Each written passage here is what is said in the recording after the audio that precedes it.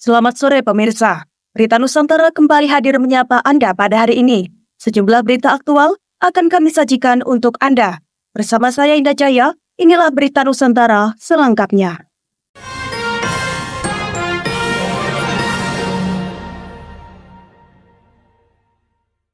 Pemirsa, Wakil Presiden Republik Indonesia Gibran Rakabuming Raka bertemu dengan sejumlah perwakilan organisasi mahasiswa dan kepemudaan di Kota Bengkulu pada Selasa 27 Mei 2025 malam.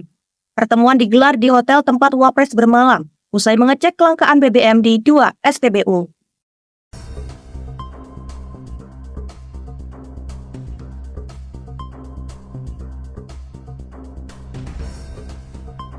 Pertemuan itu para mahasiswa menyuarakan keresahan mereka atas krisis BBM yang memicu antrean panjang. Mereka mendesak pemerintah segera menyelesaikan persoalan tersebut. Wapres Gibran menyampaikan permohonan maaf kepada mahasiswa dan warga Bengkulu atas dampak kelangkaan BBM. Wapres menjelaskan gangguan distribusi terjadi akibat pendangkalan di sekitar dermaga Pelabuhan Pulau Baai yang menghambat kapal pengangkut BBM, dan saat ini pemerintah bersama pihak terkait telah mengambil langkah konkret agar pasokan BBM kembali normal. Selain isu energi, mahasiswa juga menyoroti persoalan lingkungan, pajak, tata kelola tanah, dan sumber daya alam. Organisasi mahasiswa yang hadir antara lain Kami ke Bengkulu, IMM, dan GMNI. Wapres didampingi Ketua DPRD Sultan Bahtiar Najamuddin dalam dialog tersebut. Gibran menyambut baik aspirasi kritis yang disampaikan dan berjanji menindaklanjuti masukan tersebut. Demikian laporan Java TV melaporkan.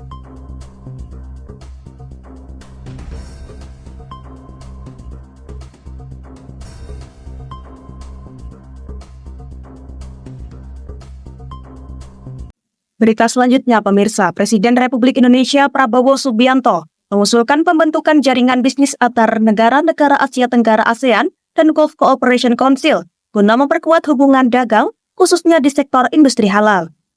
Usulan itu disampaikan dalam sambutan Presiden pada konferensi tingkat tinggi KTT kedua ASEAN GCC di Kuala Lumpur Convention Center, Malaysia pada Selasa 27 Mei 2025.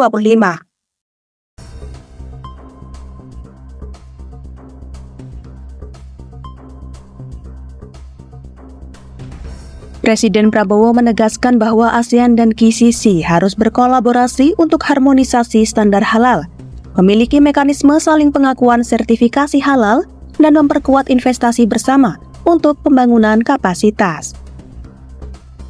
Presiden juga menekankan ASEAN dan GCC merupakan mitra alami dalam industri halal, dan pembentukan jaringan bisnis di antara pelaku usaha kedua kawasan akan memfasilitasi kemitraan yang lebih rutin dan strategis.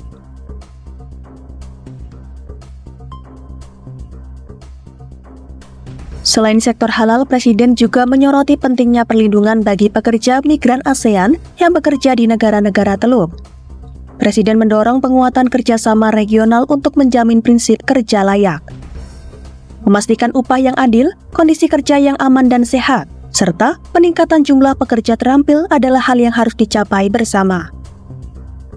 Presiden Prabowo menyebut momen ini sebagai waktu yang tepat untuk mempererat hubungan antara ASEAN dan GCC.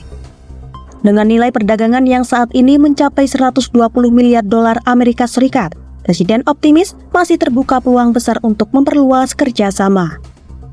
Demikian laporan Java TV melaporkan.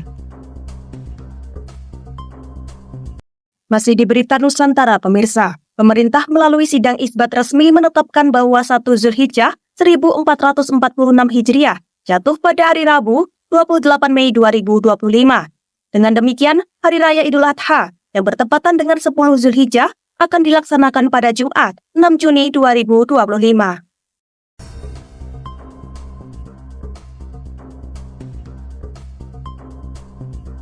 Menteri Agama Nasaruddin Umar menyampaikan keputusan tersebut dalam konferensi pers di kantor Kementerian Agama Jakarta Pusat pada Selasa 27 Mei 2025. Keputusan diambil setelah melalui serangkaian tahapan pemantauan hilal di berbagai titik di Indonesia. Setelah menerima laporan dari para peruqyah di berbagai titik pengamatan hilal, dapat disimpulkan bahwa 1 Zulhijjah 1446 Hijriah jatuh pada Rabu 28 Mei 2025. Maka Idul Adha jatuh pada Jumat 6 Juni 2025. Direktur Urusan Agama Islam dan Pembinaan Syariah Jajab Khairul Anwar menambahkan bahwa penetapan ini juga didasarkan pada metode hisab dan ruqyat yang digunakan secara bersamaan. Posisi hilal di Indonesia pada saat pemantauan sudah memenuhi kriteria minimum, yakni tinggi 3 derajat dan elongasi 6,4 derajat. Data menunjukkan tinggi hilal di wilayah Indonesia bervariasi antara 0,74 derajat di Jayapura hingga elongasi mencapai 7,10 derajat di beberapa titik barat Indonesia seperti Sabang. Penetapan ini juga sejalan dengan keputusan pimpinan pusat Muhammadiyah yang telah lebih dulu menetapkan 1 Zulhijjah 1446 Hijriah jatuh pada 28 Mei 2025 menggunakan metode hisab hakiki wujudul hilal. Demikian laporan Java TV melaporkan. Berita selanjutnya, pemirsa, Mahkamah Konstitusi mengabulkan sebagian gugatan uji materi terhadap Undang-Undang Nomor 20 Tahun 2003 tentang Sistem Pendidikan Nasional. MK memutuskan bahwa pemerintah wajib menjamin pendidikan dasar gratis tidak hanya di sekolah negeri, tetapi juga di sekolah swasta.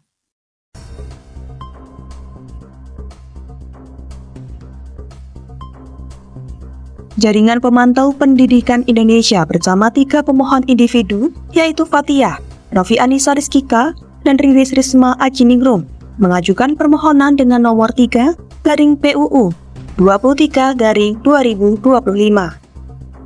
Putusan ini dibacakan dalam sidang di Gedung MK pada Selasa 27 Mei 2025 terkait permohonan yang diajukan Jaringan Pemantau Pendidikan Indonesia bersama 3 warga.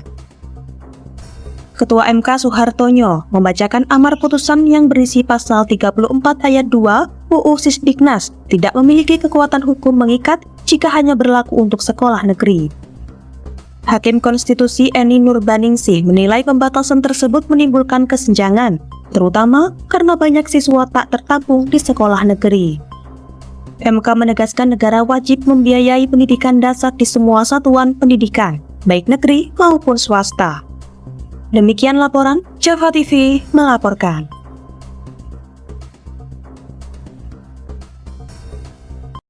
Masih di berita Nusantara, pemirsa, kobaran api dan asap pekat membumbung tinggi di langit yang disebabkan oleh ledakan dari sebuah pabrik kimia Yaodao Chemical, Kota Gaomi, Provinsi Shandong, Cina, pada Selasa 27 Mei 2025.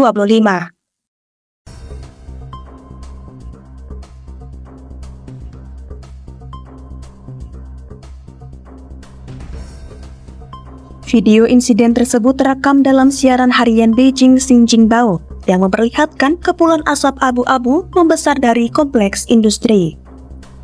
Kobaran api terlihat menghanguskan bangunan pabrik dan jendela toko pecah akibat kuatnya ledakan tersebut. Kementerian Manajemen Darurat Cina dengan cepat menanggapi insiden ledakan pabrik tersebut dan segera mengerahkan sebanyak 55 kendaraan pemadam dan 232 personel tanggap darurat ke lokasi kejadian. Otoritas setempat mengatakan belum ada laporan pasti terkait korban jiwa dalam insiden tersebut. Diketahui pabrik kimia Yaodao memproduksi pestisida dengan tingkat toksisitas rendah.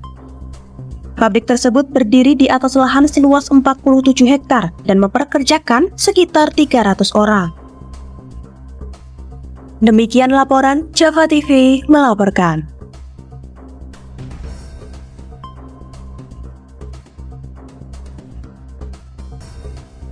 Berita selanjutnya, pemirsa, Kapolresta Pati AKBP Jaka Wahyudi resmi mengeluarkan surat edaran yang melarang penggunaan sound horeg dalam berbagai kegiatan masyarakat. Larangan ini dikeluarkan menyusul sejumlah insiden yang terjadi akibat penggunaan sound horeg, seperti warga yang terpental dari atas truk hingga kerusakan rumah.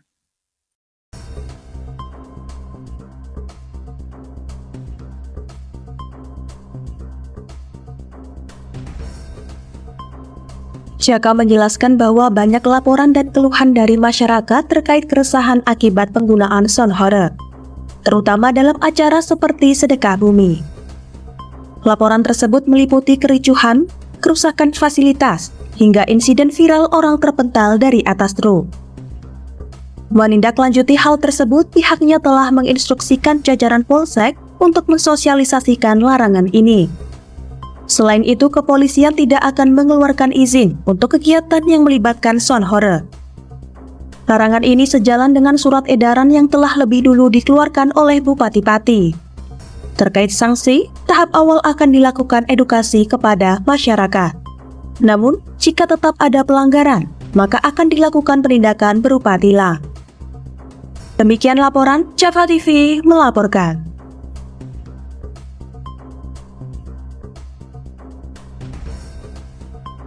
Masih di Berita Nusantara pemirsa, Ketua Komisi 2 DPRD Kabupaten Ngawi, Winarto, resmi ditetapkan sebagai tersangka dalam kasus dugaan korupsi terkait proses pembebasan lahan untuk pendirian pabrik mainan milik PT CFT Indonesia Investment yang berlokasi di Desa Gendang, Kecamatan Gendang, Ngawi.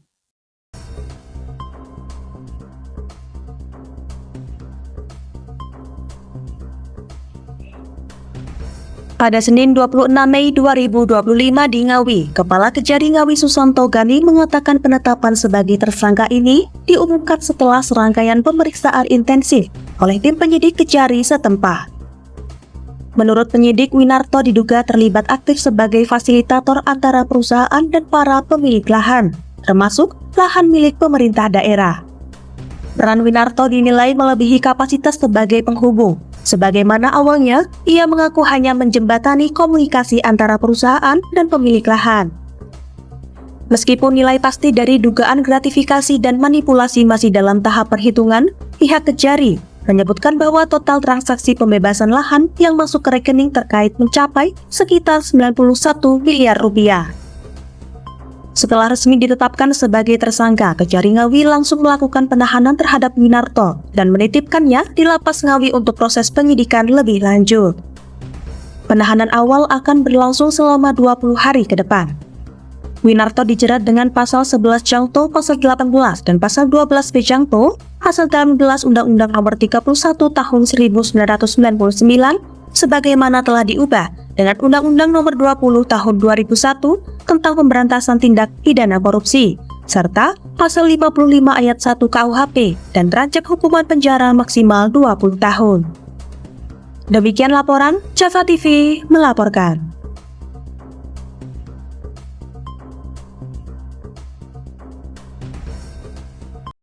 Berita selanjutnya pemirsa, Dewan Pendidikan Kabupaten Sumeneb memberikan pernyataan resmi terkait insiden kericuhan yang terjadi di SD Negeri Duko 1, Kecamatan Arjasa, Pulau Kangean, Sumeneb, Jawa Timur. Insiden tersebut melibatkan seorang anggota LSM Bidik bernama Muhlis yang diduga memicu ketegangan dengan menggebrak meja dan berbicara dengan nada tinggi di ruang guru pada Senin 26 Mei 2025.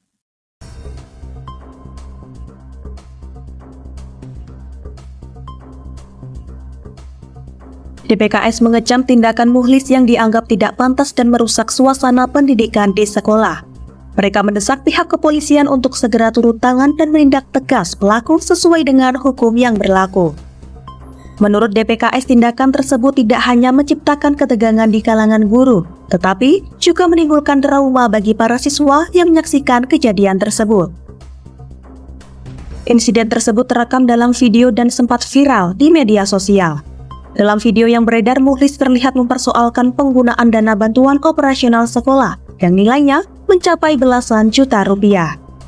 Ia menduga dana tersebut tidak digunakan sebagaimana mestinya. Adu argumen antara Muhlis dan kepala sekolah, Moh Yunus, pun tak terhindarkan sebelum akhirnya Muhlis menggebrak meja dan menantang guru-guru di ruangan tersebut. Situasi makin memanas ketika Muhlis menolak untuk keluar dari ruang guru meski telah diminta oleh pihak sekolah. DPKS menegaskan pentingnya menjaga etika dalam melakukan kontrol sosial. Mereka mengingatkan bahwa peran LSM memang penting sebagai pengawas, namun tetap harus dilakukan secara bijak dan membangun. Demikian laporan Java TV melaporkan. Masih di Berita Nusantara pemirsa, Gubernur Jawa Timur Khofifah Indar Parawansa didampingi Forkopimda Kabupaten Magetan menyerahkan santunan kepada para korban kecelakaan kereta api di perlintasan JPL 8. Kegiatan ini berlangsung pada Senin 26 Mei 2025 di ruang jamuan Pendopo Surya Graha, Magetan.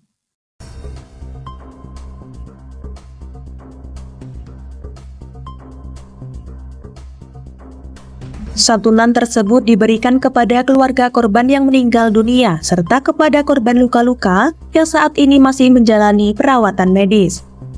Penyerahan ini menjadi bentuk nyata kehadiran dan kepedulian pemerintah Provinsi Jawa Timur terhadap warganya yang terdampak musibah. Dalam sambutannya, Gubernur Khofifah menyampaikan rasa duka mendalam atas insiden kecelakaan yang melibatkan kereta api Malioboro Express tersebut. Ia juga mengungkapkan harapannya agar keluarga korban diberi kekuatan dan ketabahan dalam menghadapi cobaan ini. Gubernur mengatakan pemerintah Provinsi Jawa Timur turut berduka dan menyampaikan bela sungkawa sedalam-dalamnya kepada keluarga korban dan semoga para korban yang terluka segera diberi kesembuhan. Demikian laporan Java TV melaporkan.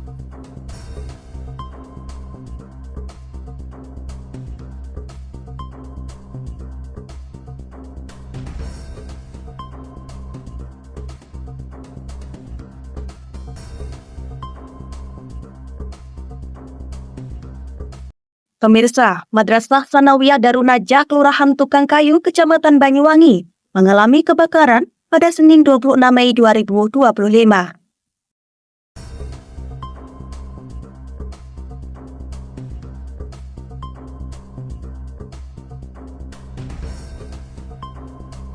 Ruang tata usaha dan ruang kelas ludes terbakar. Namun, dalam insiden tersebut tidak menimbulkan korban jiwa. Diduga penyebab terjadinya insiden tersebut dikarenakan arus pendek korsleting listrik. Kerugian yang didapat ditaksir mencapai 50 juta rupiah. Kepala Dinas Pemadam Kebakaran dan Penyelamatan Banyuwangi, Yopi Banyu Irawan, mengatakan insiden kebakaran itu dilaporkan terjadi pada pukul 7.45 waktu Indonesia Barat, dan dengan segera mengerahkan 2 unit mobil pemadam ke lokasi. Kobaran api yang cukup besar tersebut berpusat di ruang TU, namun menjalar ke ruang kelas. Api berhasil dipadamkan sekitar 1 jam kemudian. Perabotan yang berada di dalam ruangan tersebut ludes terbakar. Demikian laporan Java TV melaporkan.